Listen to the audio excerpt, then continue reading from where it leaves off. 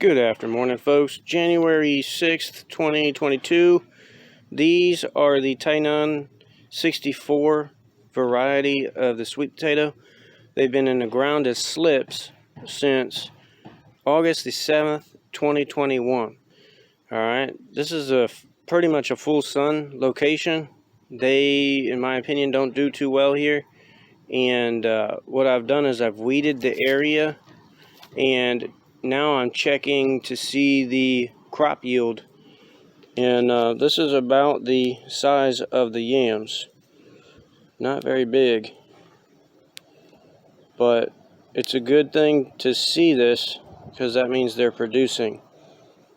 And the shade test area or understory test area is looking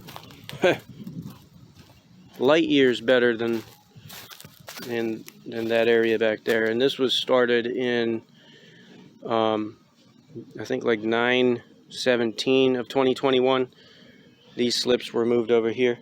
So in about a month or so, I'm going to start checking the yield on these to see where we're at.